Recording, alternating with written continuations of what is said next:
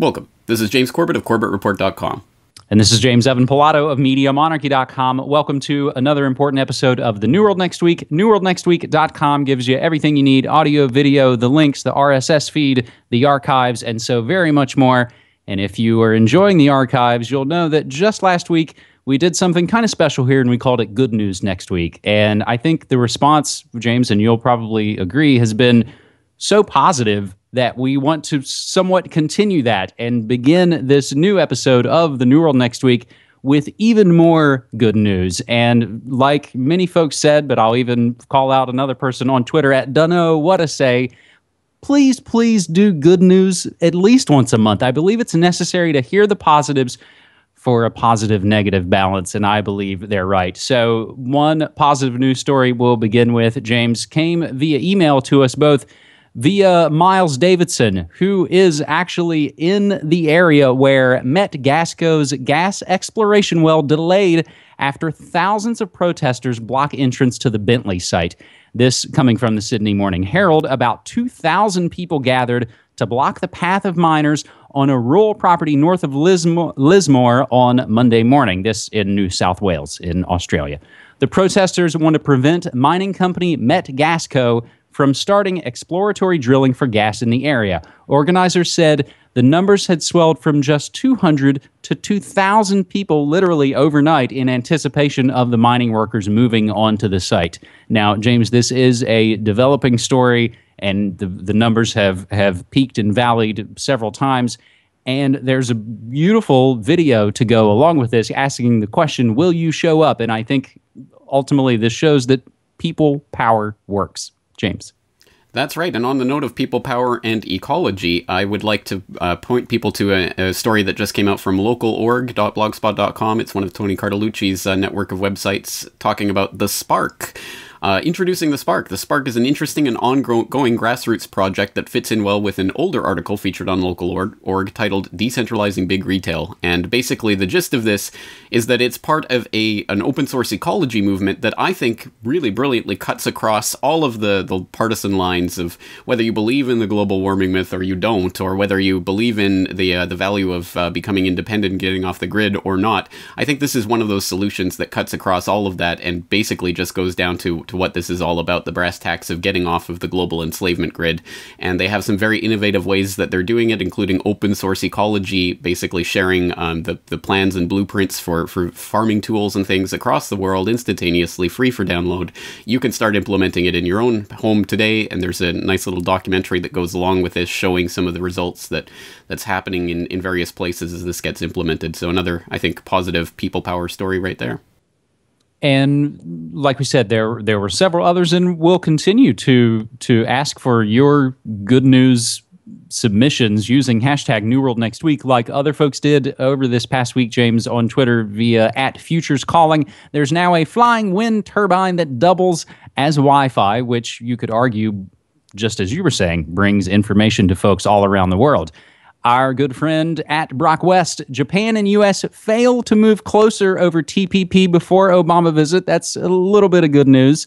Toyota becoming more efficient by replacing robots with humans. That story submitted at Ray Vahay. While I won't get into the positives of automobile manufacture, humans replacing robots is a positive thing. Climate scientist ridicules UN report as junk. That comes via at Lex Naturalis 314.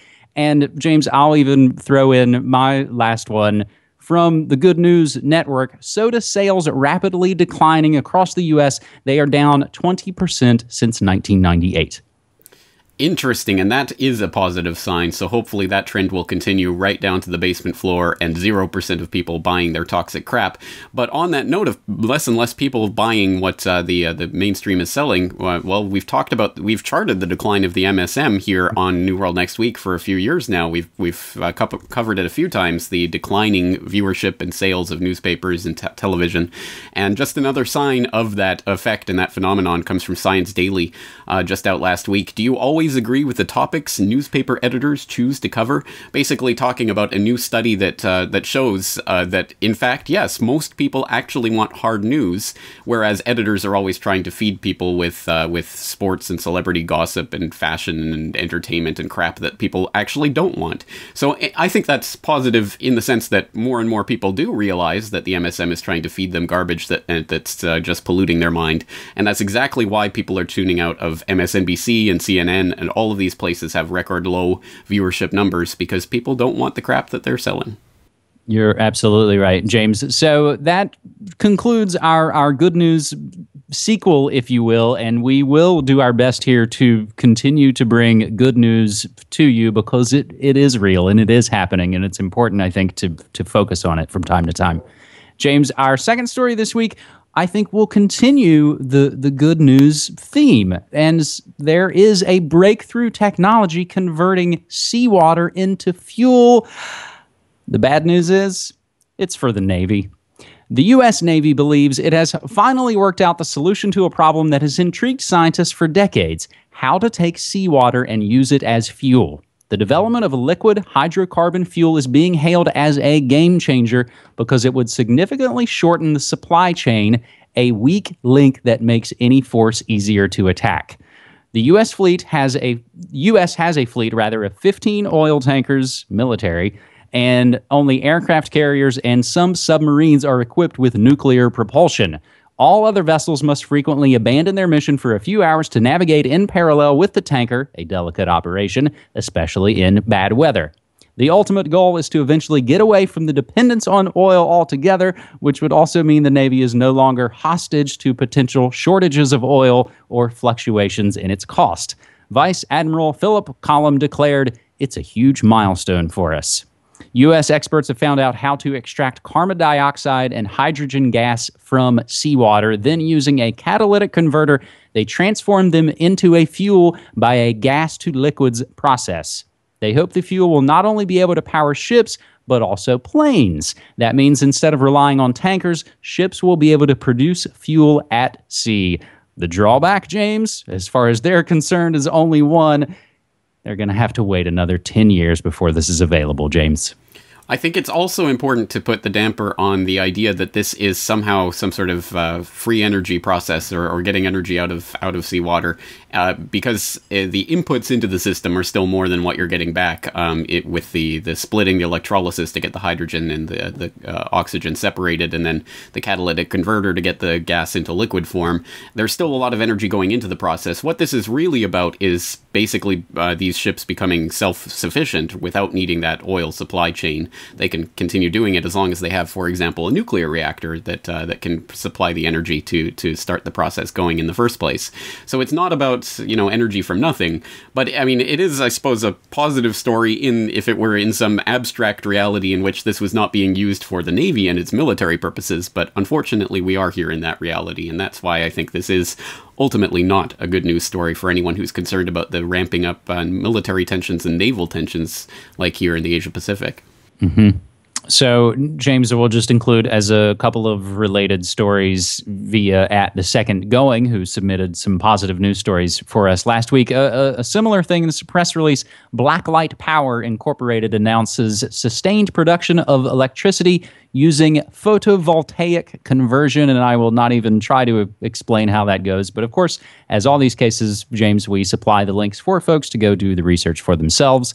The other news, the Navy is quite busy. They're also going to test a futuristic superfast gun at sea in 2016. So having said all that, James, we'll move to our third and final story this week, and it's doomsday. 4 blood moons. Does the alignment of Mars, Earth, and Sun mean the end of the world is nigh? And we only use words like nigh when we're talking about apocalyptic, biblical end of the world, right, James?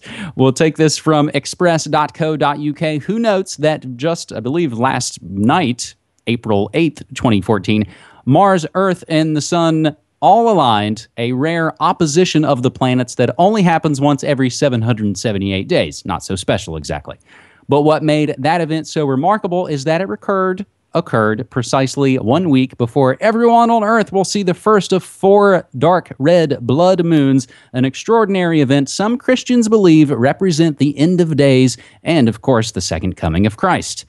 But according to NASA, also a highly unusual tetrad, that is the 4 successive total blood red lunar eclipses, each followed by 6 full moons, will indeed start next Tuesday, tax day, April 15th, and finish on September 28th, 2015.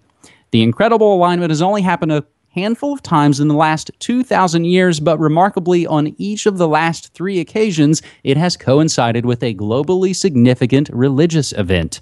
Pastor and author John Hagee from San Antonio, Texas, has, of course, written a book on the phenomenon. He believes it marks the dawn of, quote, a hugely significant event for the world. Now, James, let's get to the heart of this and why you and I want to talk about this, what has happened in these previous times. The first tetrad since the Middle Ages in 1493 saw the expulsion of the Jews by the Catholic Spanish Inquisition, which rocked Western Europe. The second coincided with the establishment of the State of Israel after thousands of years of struggle in 1949, and the last one, strangely, occurred in 1967, far earlier than expected, precisely at the time of the Six-Day War, the Arab-Israeli War. So, according to the Israel-obsessed Pastor John Hagee, according to biblical prophecy, world history is about to change dramatically. The first of the 4 blood moons will come on April 15th this year during Passover, and the second will be on October 8th at the time of the Feast of the Tabernacles. So, James, we'll wrap this up with a little bit of reality here. On April 4th, 2015, during Passover, we will have another 2015, have another blood moon. Then on September 28th, as we noted, 2015, during that year's Feast of the Tabernacles, the 4th and final blood red moon will dawn. While NASA has confirmed the astrological validity behind some of the claims, not everyone is convinced the tetrad means anything at all, let alone the end of days. Professor, he's not a pastor, he's a professor, Gary Sjogren, a former pastor who studied New Testament at Aberdeen University, said, "You'll never go broke predicting the apocalypse. An eclipse on Passover night seems wildly improbable, but we should remember that lunar eclipses only happen on full moons anyway, and that Passover, by definition, takes place on a full moon. Sukkoth, or the previously mentioned Feast of the Tabernacles, also by definition coincides with a full moon." Professor Sjogren thought we would have learned our lesson by listening to Harold Camping over the last few years. This is really no different this time. James? It's interesting how that little bit of extra information tends to put it into perspective, doesn't it? And I guess there are 3 ways of looking at this story. The first story is to take it at face value as a fulfillment of some sort of biblical prophecy. I mean, if everything is fated in the stars, then why are we even here talking about it? Yep. We should be off partying because whatever's going to happen is going to happen. So I would look at it that way. But even if you wanted to take it as fulfillment of biblical prophecy, there is no biblical prophecy of a tetrad falling on the Passover or anything like that. This is all coming from very nebulous language like Joel 2:31. The sun shall be turned into darkness and the moon into blood before the great and the terrible day of the Lord comes, which, again, has happened numerous times in the last 2,000 years, and this is just another instance of that. So, again, every time something like this happens that can vaguely fall into line with prophecy, people will say it's the end of the world. Again, how many times can you cry wolf before people stop believing you? I think the second level of analysis would be to say, well, there are people in positions of power who really do believe in this type of stuff and believe in astrology and things like this, that fate really is in the stars and the movements of the planets and things like this. And we can look at, for example, Reagan, who demonstrably, on the record, did time the exact moment of the beginning of certain key speeches or the exact moment of Wheels Up of Air Force One and other things based on the astrological charts of his astrologer, which has been documented in the past, which, when you think about it, is a pretty amazing national security issue. If for no other reason than imagine if the Russians at the height of the Cold War, or whatever you want to talk about it, the enemies of the United States, found out that that's what Reagan was doing, that he was going off of astrological charts for certain movements. That would be a pretty important piece of information for some enemy to get their hands on, wouldn't it? So even from that perspective, it's a bit ridiculous.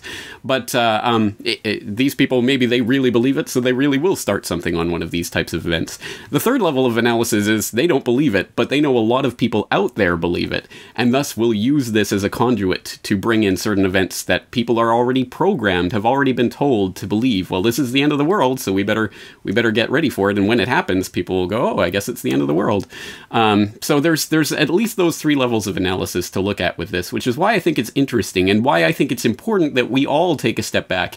Even the people who do believe this is some sort of biblical prophecy, take a step back and wonder to what extent are we being played, and how are our expectations of these types of events being played? Because again, every generation of Christianity since the time of Christ has believed that it's going to be, any day now he's coming back, and if they are going according to this script, then they can manipulate people's expectations. And on that very note, in fact, I'll throw in a link to a expose of Operation Bluebeam that was up on intelhub.com just last week. It's not an alien invasion, it's Operation Bluebeam. I think it's a similar thing. If they can get people to believe in the alien invasion, then they can manipulate our expectations of that. If they can get us to believe in this apocalypse, then they can manipulate our expectations of that. And the final thing I'll say is, in response to @TheSecondGoing on Twitter, once again, who said in reply to the post on Twitter that I made of this, he said, apocalypse actually means revelation, not the end of the world. Which is technically true, but unfortunately, language, once you use it incorrectly long enough and often enough, it becomes correct. So, in fact, now part of the dictionary definition of apocalypse is the end of the world. So take it for what it's worth. James, you're literally right.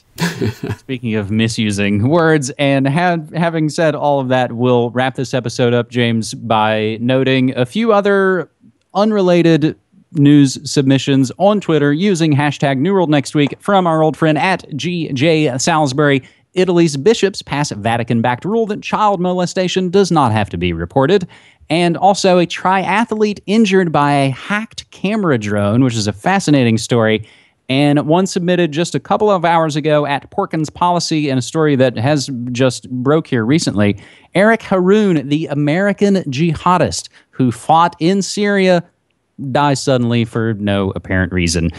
All of that and so much more you can find on Twitter using hashtag New World Next Week, and going to newworldnextweek.com for the new dedicated RSS feed, and you can find the show now on iTunes. We are back up and running, James, and I'm always glad to be here with you. Me too. Looking forward to next week. Thank you again. Thanks.